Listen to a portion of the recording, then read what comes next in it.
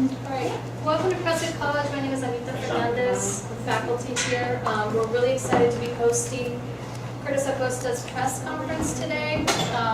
Prescott College has been longtime supporters of the Mexican American Studies program and the work that they've done over the years. And so we're thrilled to continue that relationship as much as we can with all the teachers and with Curtis with the Chicano literature and Chicano studies classes. So I'd like to thank you all for being here. And Thanks, Anita. Well, thanks for everybody for coming.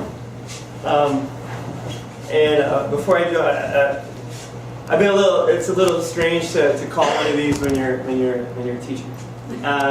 So I've been having kind of these nightmares about because I'm not like Jay-Z or Beyonce or anything like that. But I've been having these with LeBron James, the decision nightmares. So, but don't worry, I'm not going to say anything about taking my talents anywhere or anything like that. But I just thank you so much for being here. This could have been an empty room, Anita and I hanging out, and so it means a lot to me that everyone's here today. I hope you indulge me a little bit longer. I'm ending a 18-year relationship with TUSD. I'm taking a leave of absence officially is what I'm doing to finish writing my dissertation. But I don't see that relationship being irreparable, and I think it's time to move on once that year is over. And that's a little bit about what the exciting things that are coming. But before any of that, I want to thank the Tohono O'odham Nation, whose land we're on today, and Prescott College for having this as a spot to talk to you all. And so as I end this time at TUSD, I think about all of what we've accomplished. It was I started teaching as a 23-year-old. It's been largely my entire life. It's not the way I envisioned it ending at all. However, I'm so very proud of what we stood up for in the past 5 to 7 years in the program that my colleagues and I were a part of constructing together in Mexican American Studies and Raza Studies before that. I'm going to stop being scared of saying that kind of language now, by the way.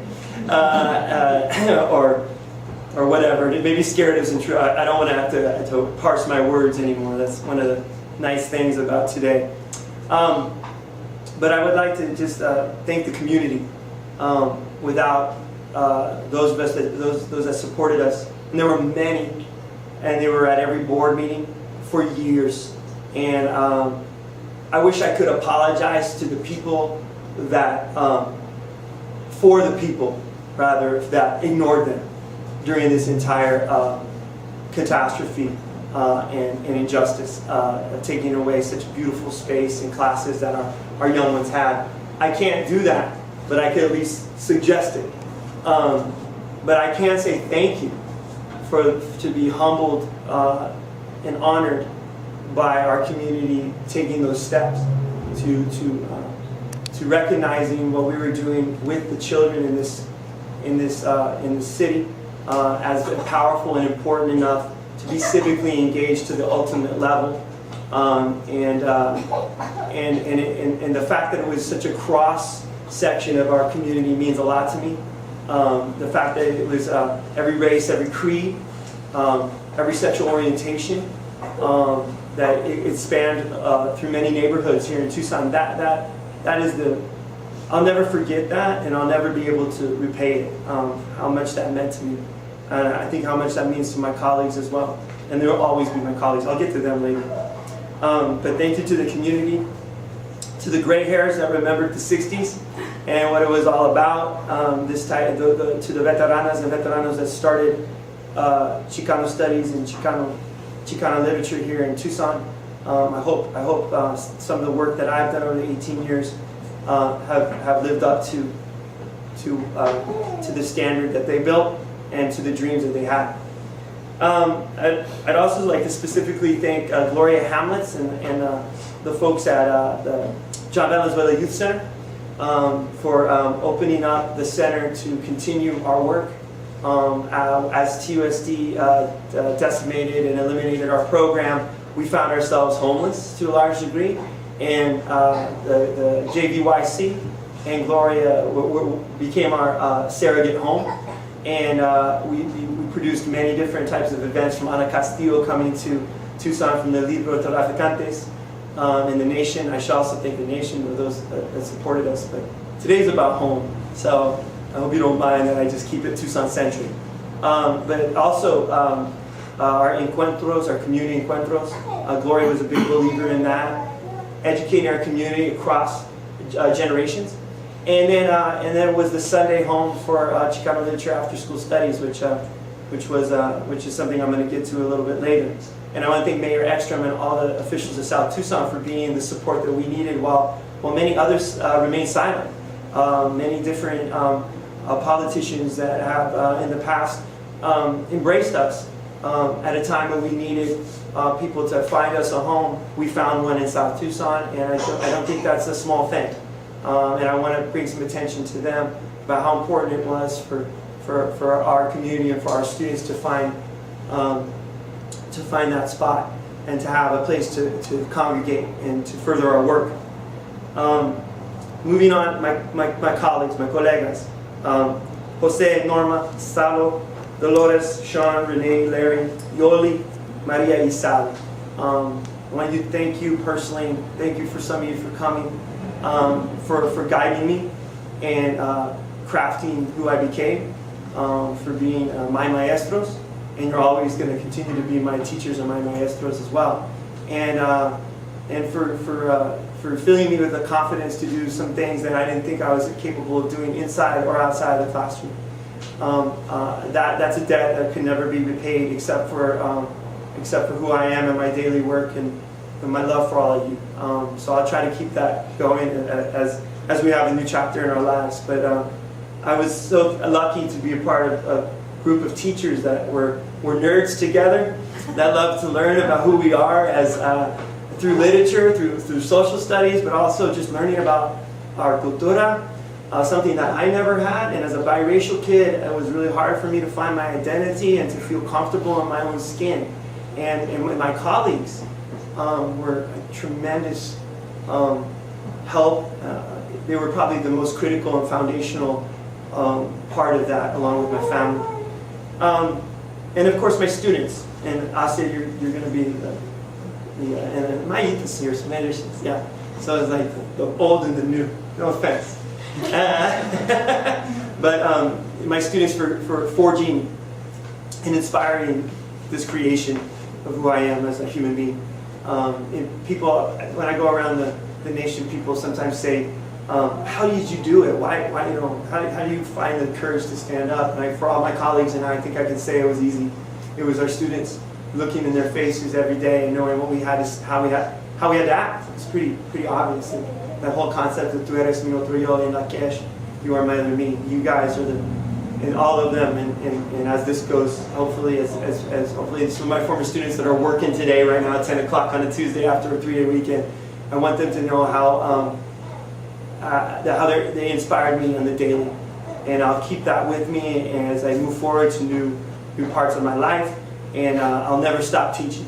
I can't quit you, and I won't ever do that. But I wouldn't be who I am today without my students, and of course my familia and the sacrifices that they had to give for us to do the work that we did, for us to participate in a lot of the different activities that we needed to do in order to try to protect public education. I'm not even going to mince words. I mean, this isn't just about Mexican American studies. This is definitely about Mexican American studies, but it's also about public education and the assault upon public education. And taking a stand right now as a teacher is a very unpopular career move. See press conference on May 28th. But it's a necessity. And without my family and my wife, and my 2 boys and my father and my stepmom, I don't think I would, without their support and knowing the sacrifices they made, the time away from home, but also just putting our jobs on the line every single day, I'll never be able to articulate how much love I have for my wife She's a darn good educational leader herself. I'm biased, but I think she's brilliant. And TUSD is lucky to have her, and I hope they take care of her much better than the leadership of TUSD, rather than the leadership of TUSD took care of my colleagues and myself, and are taking care of my colleagues. We deserve it. This town deserves it. She's a Tucsonense. She's from here, and she grew up. And there's no better model for our children than to see somebody like Patricia and my colleagues. And we need to treat teachers better. And they sacrifice a lot themselves to do the gig, to do the craft, to do the work. And we sacrifice just a little bit more as Mexican American Studies teachers. And I want to thank my family for that. So, thank you for indulging me on that, but I think it's important. And I wouldn't be who I am without doing that. But today is also exciting. Although I move on from TUSD.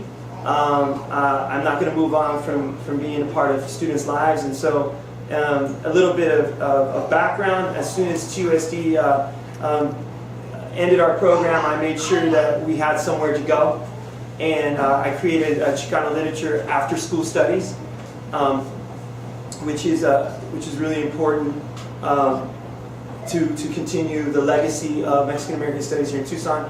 I don't have to sit up here and talk about the amazing work that we were doing with our youth. That our youth are always going to be the best measure for that, and how empowered they were, and how sharp they are, and how much they believed in their education enough to, weekly, daily, make the request to these powers that be to listen to them. To be guided by them, to be guided by their desire and their needs. And so when that got taken away, when they were marginalized even further and not listened to, I out of indignation, I started a Sunday class that we met at the Chavalas Youth Center, as I alluded to earlier, and all I had was a cooler full of bottled water and some really, what I call real dope Costco trail mix with the M&Ms in it, and books, and we met on Sundays for 2 hours, 2.5, 3 sometimes, discussing literature, discussing their world, how they saw it, listening to each other, and mostly me listening to them about the way they saw the world and critical issues, and everywhere from Chicanismo, feminism, issues in feminism, in hip hop to Chicano literature, and to poverty, and then eventually them teaching the class, which was always my highlight, because they know best. And so I was just amazed by the fact that some students would actually show up on a Sunday, sacrifice family time, sacrifice friend time, sacrifice football during the fall. Football is important. Not really, but we all did our bit of sacrifice to make that happen, and it was gorgeous. And as along the line, Dr. Anita Fernandez reached out to me and said, "Is this really happening?" And she's a professor here at Prescott, and I said, "Yes, this is happening." She goes, "Well, what do you think about the possibility of this being for college credit?" I said, "Let's sit down and talk," and we did, and along with the provost and the leaders of Prescott College, they got approved. So this last spring semester, our students received college credit for their Sunday class. It was more of a research focus as well as literature. We got to mix with the amazing students at Prescott College. I see Tay here, and so that was such a wonderful experience that you're not going to get just in a typical high school classroom. And they got to meet famous authors, and Luis Alberto Urrea, who wrote The Devil's Highway, Sandra Cisneros, Manuel Munoz. So many great people reached out to us to cultivate what they knew was important. And I want to thank all of the folks at Prescott for making that happen and for our opportunity to grow. And that's really what today is about. That's just a little background. Today is about growth, because we're going to rebrand Chicano Literature After School Studies. Is no longer going to be called that. It was an acronym class. That's why we liked it. So I want to keep the acronym. So it's Chicano Literature, Art, and Social Studies. And so we're still class. We still have class. And we're going to broaden it. Going to be about, we're going to have, instead of 10 students, we're going to have 15 students. And we're going to be hosted here at Prescott. So students will be coming to this site to have their class sessions with, and their other maestro, co-facilitator and co-director will now be Sean Arce. I can't think of anyone I'd be more excited to work with than my old colega and good friend, and his depth of Chicano history is immense. And it's going to be a real innovative approach to Chicano literature and Chicano studies because we're going to have an art focus. So it's going to be art-based as far as the product that the students produce. So whether it be through spoken word, hip-hop, through film, documentary, teatro, those are the things we're going to be doing. And we're going to be learning, we're going to be reading Chicano literature, and then Sean's going to be able to give us the context, the historical context behind the literature that we study. So for an example, like for Zutsu, we'll read the play by Luis Valdez, and then Sean will be able to bring his expertise in the curriculum that he built to the students about the Sleepy Lagoon trial and the history behind it. And we'll do that with multiple works, and have the students hopefully begin to see the world in their image, and then build their art projects around things that are important to them. So again, student voice will be at the center, and we're hoping to make it the most a model for the nation, the most innovative and absolutely creative type of instruction and curriculum that one can imagine. Because that's what we were always about, and unfortunately during the attacks upon our program, that was what was stunted. While we had to be advocates to protect what we had, the innovations obviously suffered. So this is there's a tremendous sense of freedom, and it's almost like the world's a playground again, and we can get in there and start doing some of that amazing work, and I can't wait to offer that to youth in Tucson. A couple of things. It's going to remain free. The students this year they received their college credit for free when we passed the hat through like a Kickstarter fund, and the folks from around the nation and here locally kicked in, and the students were able to get all the costs covered. That is an ethic and a moral stance that we have that we will not stop. So it's going to put some onus on Dr. Fernandez, Sean, and myself to get out on the road and meet and rub some elbows and kiss some babies to make sure that continues. But we're hoping folks in Tucson will back that they'll see not only what the legacy that we have that we're building upon and reinventing, but also the product that the students are producing here on the daily. One of the ideas I have is have the students of class have a YouTube channel so people can check in to see some of the things that they're doing. We're going to use a whole lot of new technologies, and that's a lot of learning I'm going to have to do, let me tell you, because I do have some grays coming through the beard. But my wife says it makes me look distinguished, so I'm going with that, as long as she's happy, right?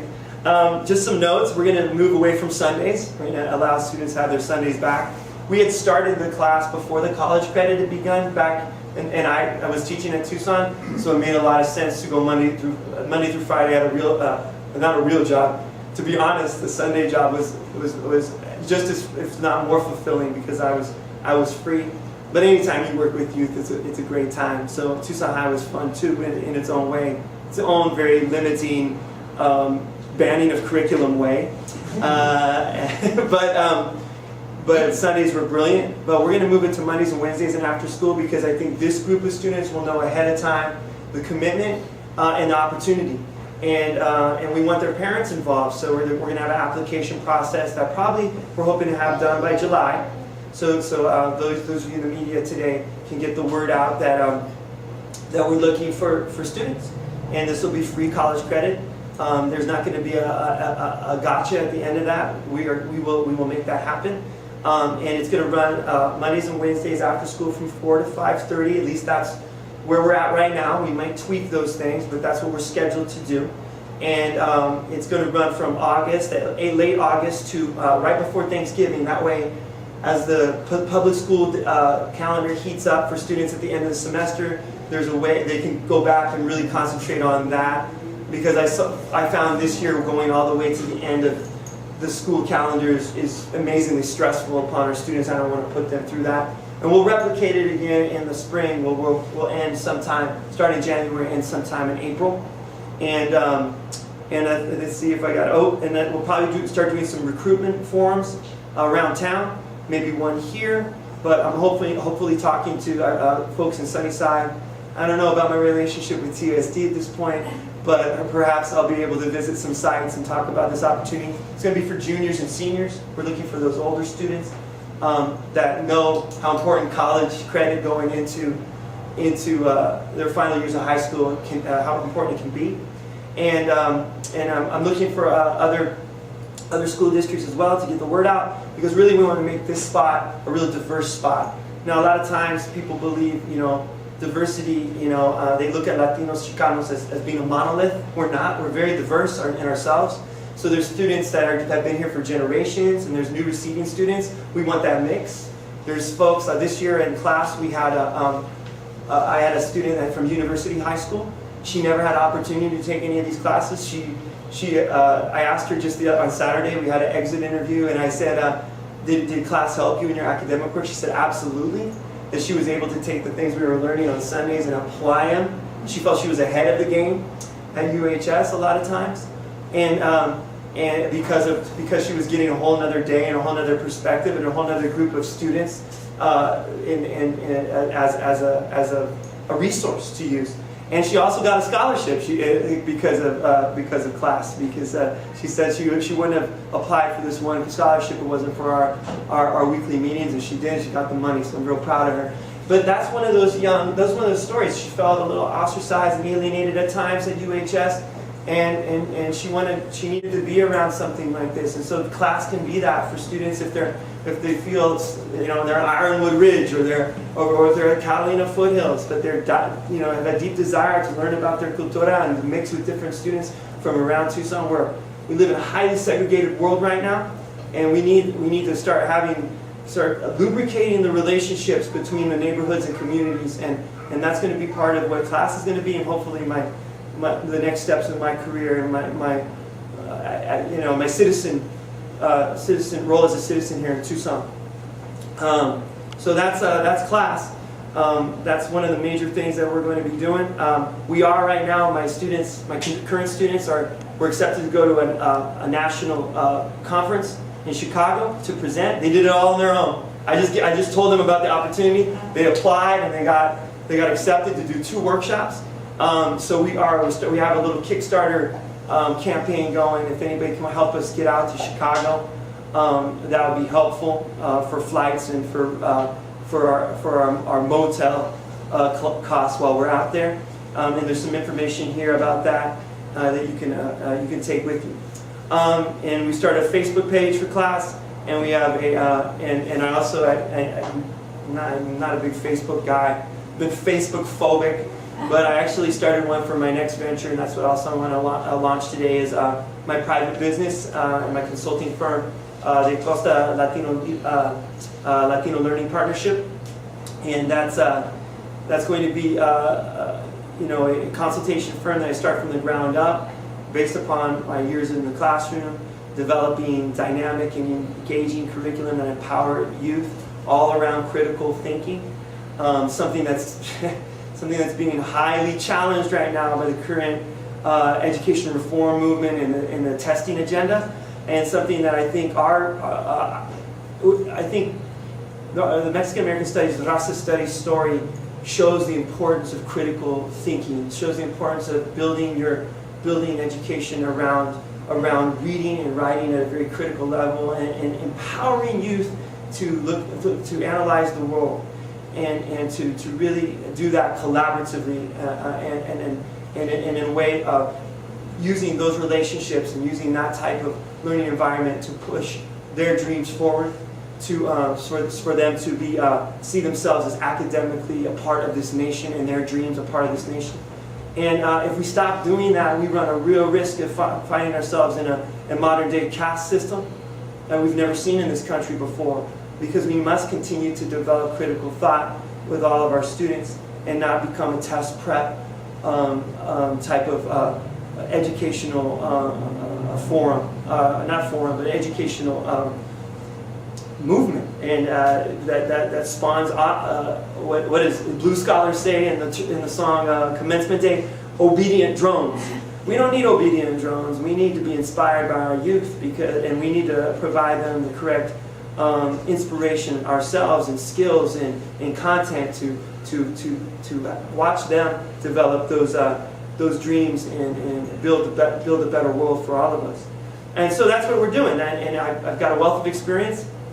I already have some partners that I'm working with nationwide, with schools and education organizations. And so I'm officially making myself public. I've been pretty private about my future plans, because let's face it, there have been many detractors and whatnot that have tried to circumvent the beautiful work that we did and turn it into a nasty story that never existed. And it's complete fiction. So I wanted to stay real private until today.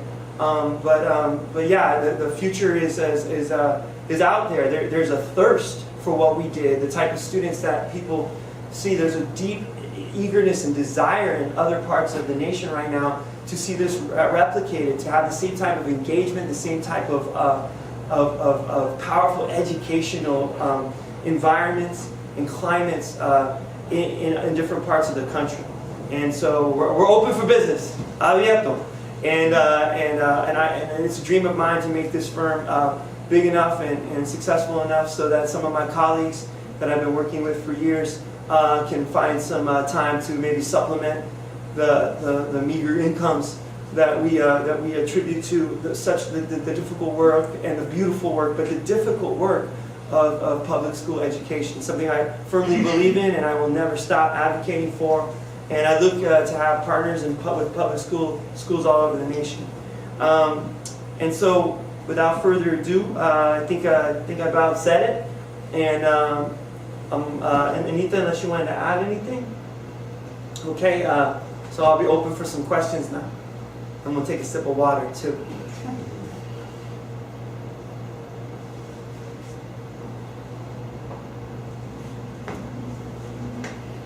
So the question that gets asked a lot, what is the point of this education? You kind of talked about it a little bit.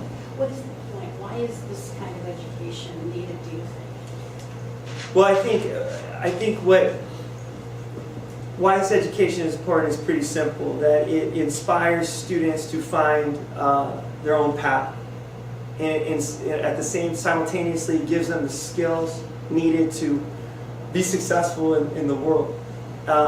They work collaboratively in our classes. Well, they used to. And let me make a point. Leaving TUSDs with a heavy heart, because I believe in the teachers and my colleagues. My mentor, Chris Goldsmith, was one of the great mentors I could ever have. I deeply wanted to be a viejo, 30-year vet saying goodbye to Tucson High. But TUSD's leadership has made that impossible. And I refuse to think of the work that we did as prohibited. And that's why that relationship must end. And it was tough. I remember telling a colleague of mine, a former colleague of mine, Jerry Halfman, who built one of the greatest high school photography programs in our nation at Tucson High. He did a favor for me, taking pictures for my website for the Acosta Latino Learning Partnership. And I told him, Jerry, wasn't supposed to be this way. I wanted to leave my mark like you. I dreamed of being hung on the wall because he's a Hall of Famer. He's a Badger Hall of Famer. And he laughed at me and he says, Curtis, you left your mark. So that meant a lot to me. Many of my colleagues understand the unbelievable that we're imprisoned in our own classrooms.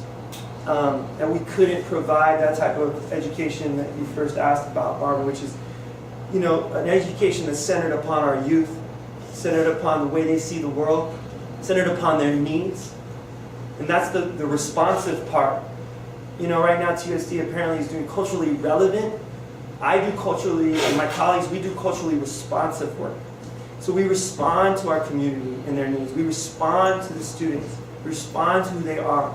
And that way you shift it up depending on the demographics of of your school community, of your classroom. And then it's when you can see yourself as a teacher where you give up the power a bit and you see yourself as a guide, as an expert, but an expert who's a guide. And you stop saying, reach this high, but you start pulling and tearing and dragging them to get that high together. That's the type of relationships, the authentic relationships that we have with our youth, that we still do with our former students and current students, for my colleagues still working today. And you put all those things together, and you transform lives, and you transform the direction of the community. Why did people show up? Why would young people show up to a school board meeting? You can go all over this nation and go to school board meetings, and you'll see that they're not there, unless there's closing 50 schools like they are, 50 schools of black and brown youth in Chicago, like they just did last week. Then you'll see. But our students were proactive about that as well. And actually, I should add Chicago as a community that's very proactive, building relationships with teachers and community and parents. And that's a fantastic model. And even when that model's working well, we're still in trouble, as we saw with Rahm Emanuel's agenda. And that happened here too. So something has to be working when students love to learn to the point of demanding more classes or protection of classes, and to the leadership that turned a deaf ear to the parents, to turn a deaf ear to the students, turn a deaf ear to the maestros, turn a deaf ear to the veteranas and veteranos that dreamed of this opportunity for our community to have a program like ours. Shame on them. And that's why the work must continue. The 15 student or 10 to 15 students that you'll have here, obviously it's more targeted toward Chicano students, but will it be open to any student who wants to participate? Absolutely, but we are going to have an application process, because I want to see. I really want to see who they are, as far as their passion, because we only have 15 spots. So there is a selective part. That's one of the tragedies of losing the space where I had 170 students every year, but that space is gone, and so we have to start anew. And no matter what happens in our public schools here in Tucson, to have a spot where students can have this type of education and get free college credit, which is different than AP. AP, you take a test to possibly get, and you have to pay for the test to get free college credit. We're just going to give free college credit. So I think an application process is necessary. I want to see, I'd like to see the familial commitment somehow. We haven't designed that model yet, but we will through June and into July. And then once we're ready to roll, that's why I'm going to do, we're hoping to have community forums in multiple school districts. Sunnyside's already expressed some interest, and we're going to talk to Amplify Flowing Wells, and to be honest, Catalina Foothills as well. I don't know if I can get all the way up to Marana. Maybe AB, you can take me in the back of your troque. So it is open to all students. Absolutely. It's never been our as a addendum. Our classes were always open to every student, and that's to be segregated or to be exclusionary is antithetical to who we are. Now, unfortunately, we have 15 spots now, so there is going to be some type of, well, we hope it's popular enough that we might only get 10 applications. Not everybody's in.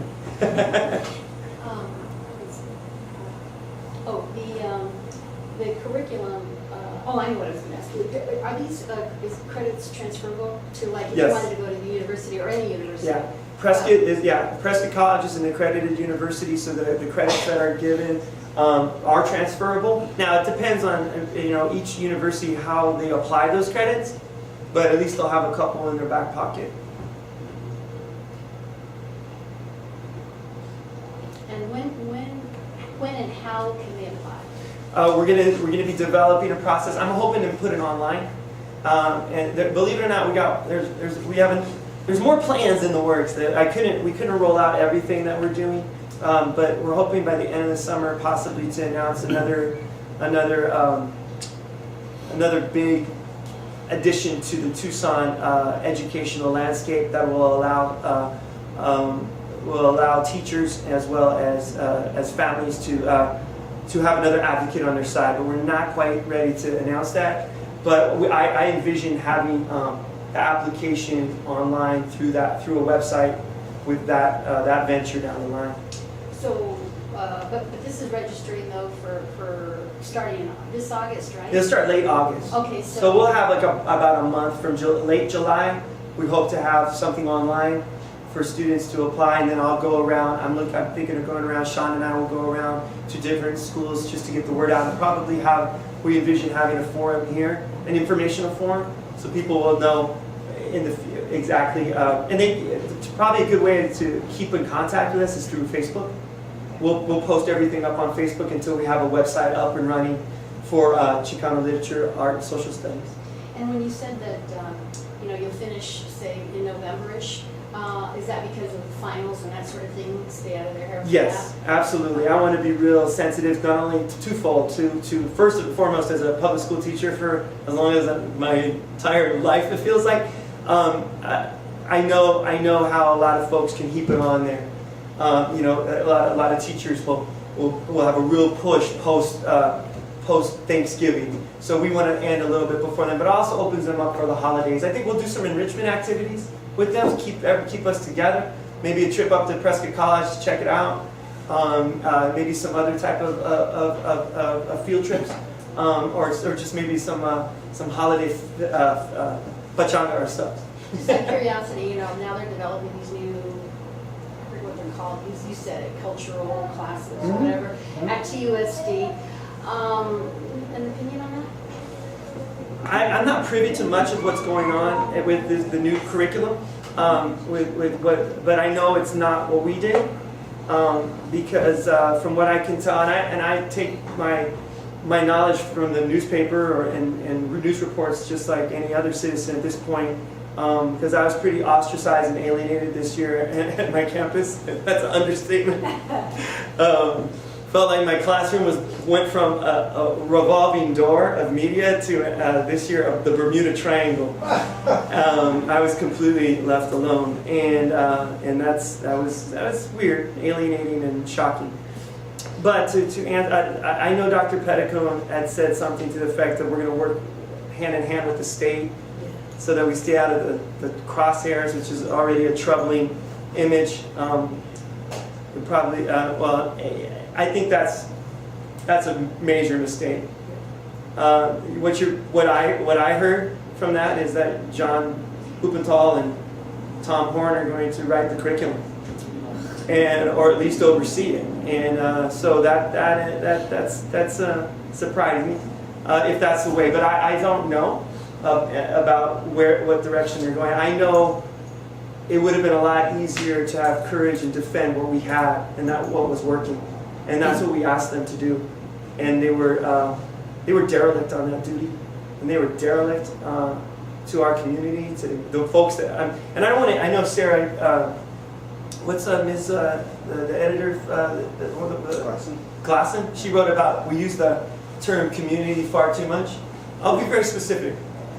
They should have listened to the community that went to the board meetings week after week, year after year, and they were derelict in that duty.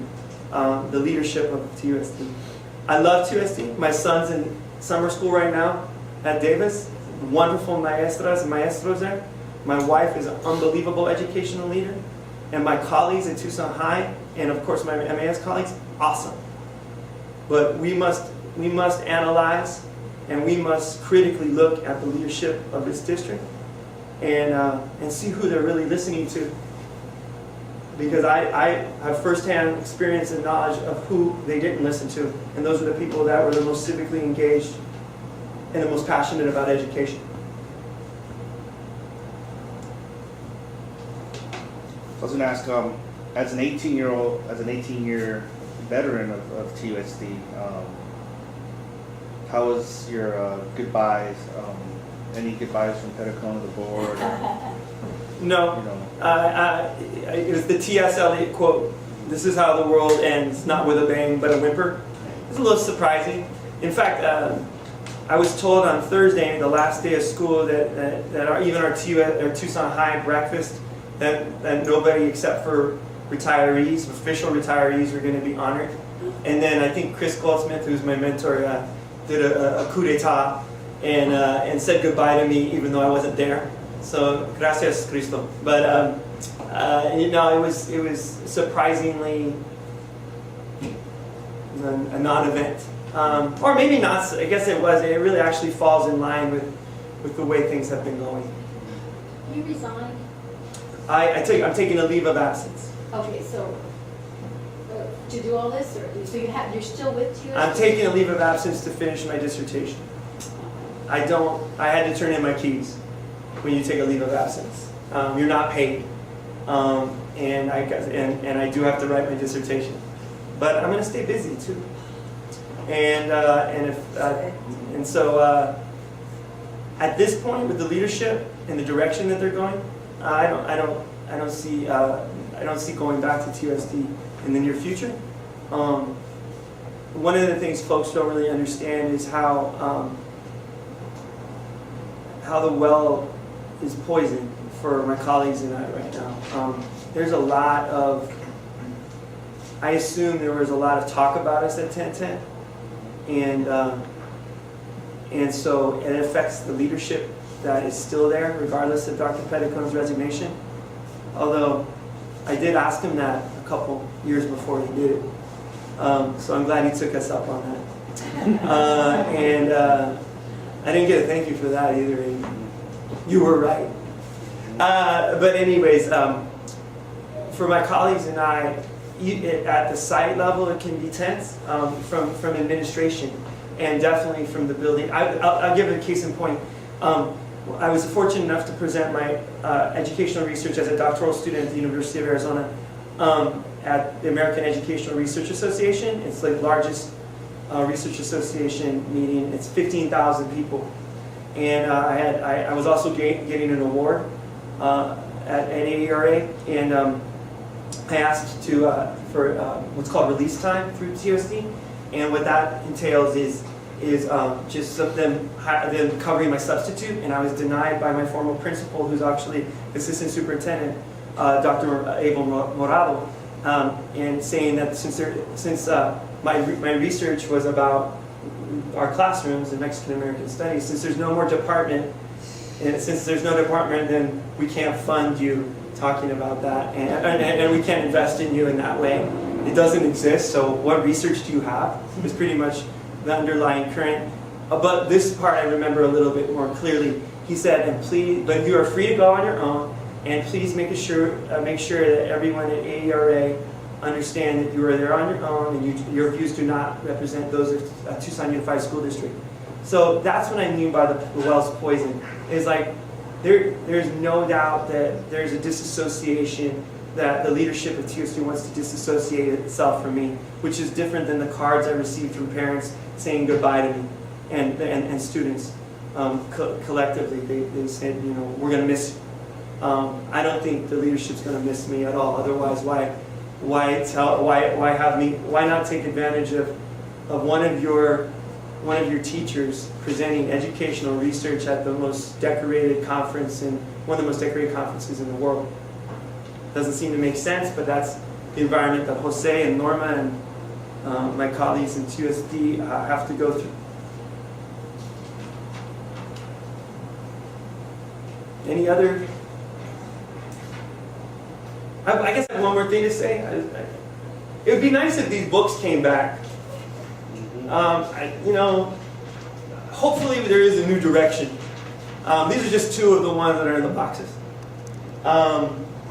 They're still boxed up, and we had an election, and there's a lot of excitement about the election and our new board, and I was one of them, and it would be nice if the books came back. I know it's a difficult position to be put in, to be a school board member. I know that because Judy Burns is one of my good friends, and I miss her every day. But I think Judy wants these books back. And there's a lot of us that think they should be freed from their grave in the book depository in TUSD. Have you asked the school board? Have you put in a formal request? I think I can announce that I will probably start going to school board meetings again. I retired a little while ago from going to those, but yeah, maybe I should go and do a full. Yeah, put I think pressure. we've done that quite a bit as a community, but yeah, sure, I'll do that. Well, thank you, everybody, and please grab some information about donating to Class's trip to Chicago, and just my business card is up here, and you know, my Unity clapping it out. That'd be great.